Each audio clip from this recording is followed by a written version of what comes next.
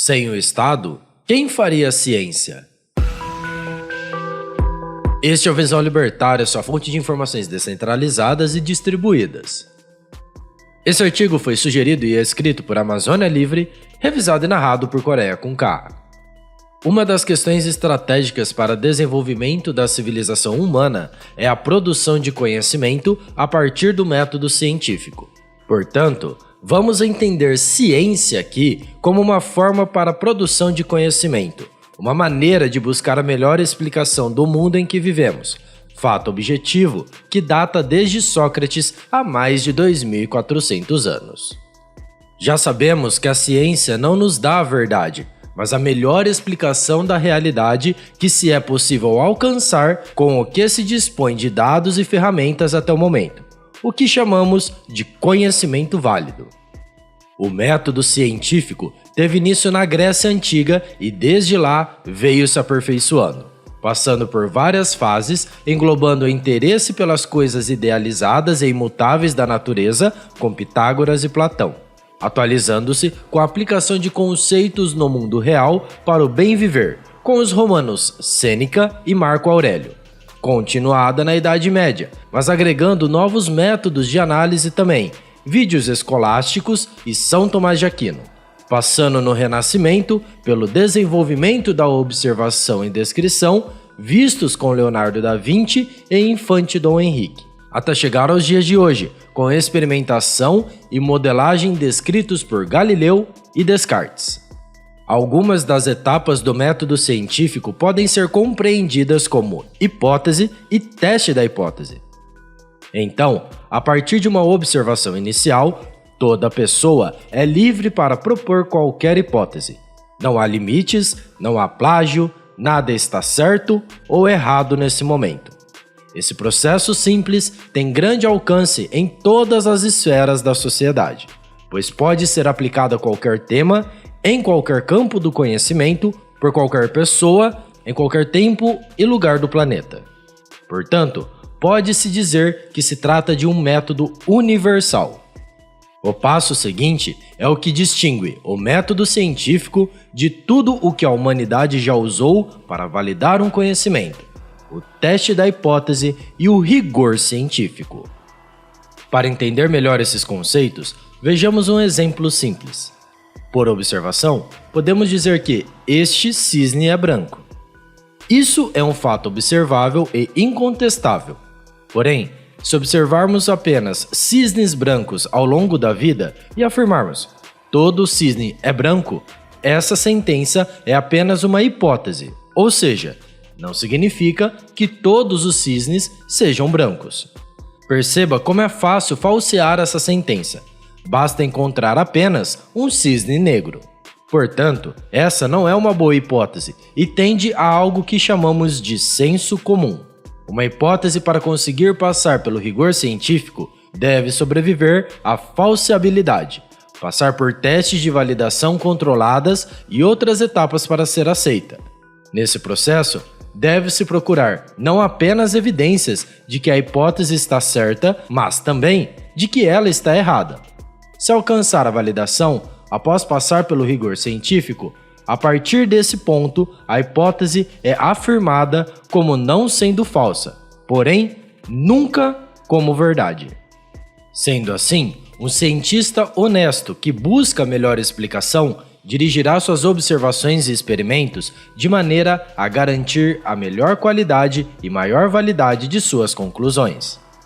Por outro lado, um cientista desonesto que não se interessa pela realidade, mas apenas por uma narrativa ou ideologia, dirigirá suas observações, experimentos e modelos para manipular os resultados, mascarando a realidade e pervertendo a ciência no seu âmago.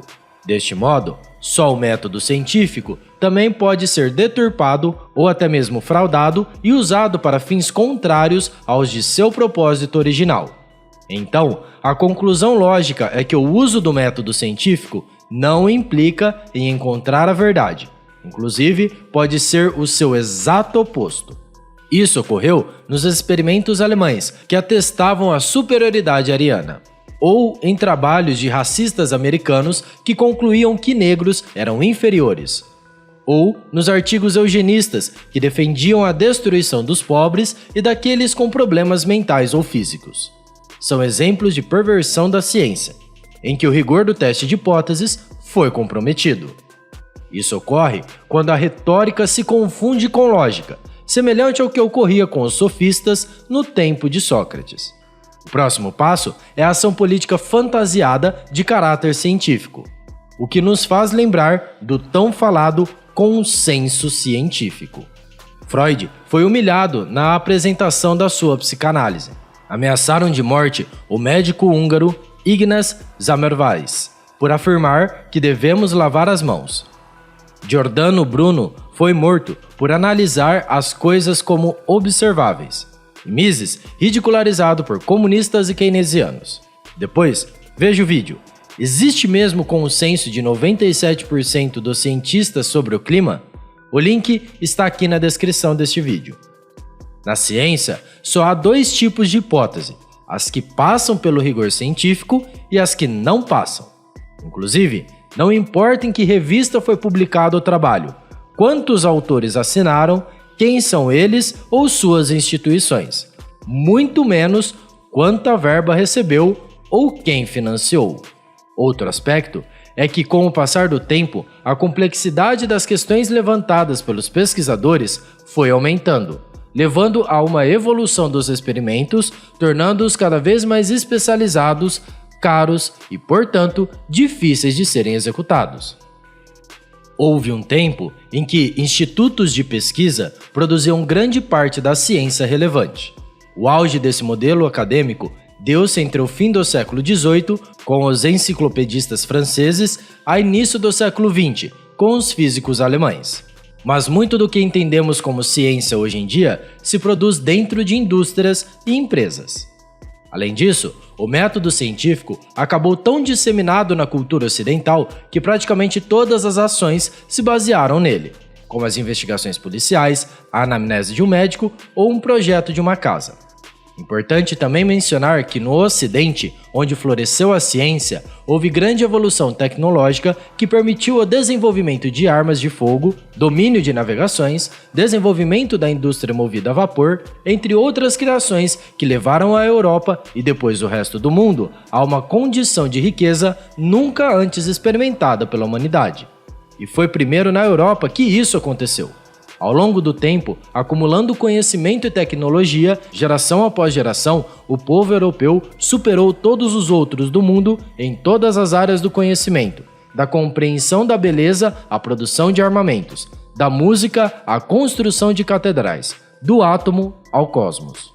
A ciência, que começara tímida com os gregos, alcançou a civilização europeia a condição de potência mundial em todas as áreas e foi sendo adotada por praticamente todas as outras civilizações ao redor do mundo ao longo do tempo. Escapam desse fenômeno até hoje as civilizações islâmicas. Então, pode-se dizer que a lógica científica é a forma mais avançada de pensamento humano que dispomos até o momento. Além da produção de conhecimento aplicável na melhoria de processos, produtos ou tecnologia, a ciência também atua na investigação de fenômenos ou questões aparentemente sem nenhuma aplicação imediata. Desse modo, o caso se refere ao conceito de preferência temporal. A ciência aplicada tem alta preferência temporal, pois deseja obter resultados que se traduzam em lucros o mais rápido possível. Enquanto a outra parte da ciência que simplesmente não liga para o lucro, pois tem baixíssima preferência temporal. Esse é o caso do estudo dos quásares, de técnicas artísticas, de filosofia ou da matemática pura. Apesar de apresentar baixa preferência temporal, os avanços nessas áreas se traduzem em possibilidades futuras de aplicação. É mais ou menos como comparar o desenvolvimento de tecnologia para os carros de Fórmula 1. Que com o tempo acabam chegando aos carros disponíveis para a sociedade em geral. Mas hoje em dia, como funciona a ciência? Quem paga os altos custos da produção de conhecimento? Quem monta laboratórios com equipamentos de alta tecnologia? Em vários lugares do mundo, o Estado se apropriou da produção do conhecimento, da mesma forma que entendeu a educação como um aparelho ideológico, viu na produção do conhecimento uma forma de garantir o poder e perpetuar sua narrativa de interesse. Portanto, cada um de nós paga mais caro no arroz e na gasolina para que pseudocientistas estatais descrevam o que está pichado nos sanitários públicos masculinos, ou do que tratam as músicas de funk pancadão, ou ainda sobre as elucubrações anais de pessoas desestruturadas. Mas em uma sociedade de leis privadas, quem faria ciência? Quem bancaria os altos custos e riscos envolvidos? Aqui visualizamos 3 situações bem definidas. Primeiro, ciências aplicadas ao mercado, de alta preferência temporal, com todas as áreas do conhecimento que puderem agregar vantagens competitivas a negócios, empresas e indústrias. Esses cientistas seriam remunerados pelas empresas interessadas em projetos de desenvolvimento. É como funciona em alguns lugares no mundo ocidental atualmente. Segundo, ciências do desenvolvimento humano, com matérias de filosofia, artes e sociologia, voltadas ao desenvolvimento individual. Normalmente, pessoas mais velhas ou aquelas que não precisam trabalhar iriam para essa área, como já acontecia na Grécia Antiga e na Idade Média. Há casos atualmente também. Muitos matriculados em cursos de humanidades são pessoas mais velhas, que trabalham e têm uma vida mais estruturada. São pessoas que podem pagar e buscam desenvolvimento pessoal. Terceiro, ciência básica, de baixa preferência temporal que não tem nenhuma aplicação direta no mundo atual. Grandes empresas, fundos de instituições filantrópicas e até vaquinhas virtuais financiariam projetos de pesquisa e desenvolvimento sem aplicação imediata.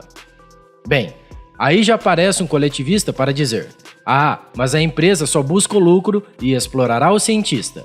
Ou ainda, só os ricos vão poder estudar. E talvez, mas quem dará dinheiro para algo que não dá retorno financeiro? Vamos responder a essas indagações. Sim, a empresa procura o lucro e disputará os melhores cientistas, desde aqueles mais idosos, com sua experiência para liderar equipes, até os mais jovens, com sua inventividade que agregam luz ao mundo. Ambos ajudam a inventar novos produtos e processos, criando coisas ou até conseguindo fazer as mesmas coisas, mas de maneira mais eficiente. Quanto aos ricos, mesmo se só os mais abastados tiverem oportunidade para estudar, não fará muita diferença com o que temos atualmente. Além disso, há instituições filantrópicas que financiam pesquisadores, desde o conhecido Prêmio Nobel até vários outros com valores menores, oferecidos a instituições secundaristas americanas por apresentações em feiras de ciências. Some-se a isso gincanas, concursos, Shark Tanks e eventos diversos que oferecem prêmios, financiamentos, salários e até mesmo participação societária. Para a educação superior, espera-se um raciocínio simbólico, que consiga oferecer, além de um diagnóstico, um prognóstico das coisas. Há pouca gente na sociedade que se interessa por isso, gerando uma escassez ainda maior desse tipo de talento. Então, instituições de ensino e pesquisa funcionariam como caça-talentos, algo como acontece na Noruega hoje. Há incentivos para essas instituições trazerem os melhores alunos, os com maior potencial, sejam ricos ou pobres. Claro, é difícil dizer como serão as coisas em um futuro hipotético. Portanto, buscamos aqui esclarecer casos que são totalmente plausíveis e vários que já funcionam na sociedade contemporânea. O Estado deixando de atrapalhar os indivíduos com burocracia e impostos, enumeramos várias possibilidades já existentes amplificadas em uma sociedade de leis privadas. Com liberdade para a ação humana, muitas outras alternativas surgiriam, que nem sequer podemos imaginar. A inovação leva a humanidade a patamares mais elevados de riqueza, segurança e conforto. Mas a inovação necessita de liberdade, justo o que o Estado nos rouba. Obrigado pela sua audiência. Se você gostou desse vídeo, clique no ícone de curtir abaixo e compartilhe em sua rede social. Se deseja ser notificado de outros vídeos, inscreva-se no canal e depois clique no ícone da campainha. Até a próxima!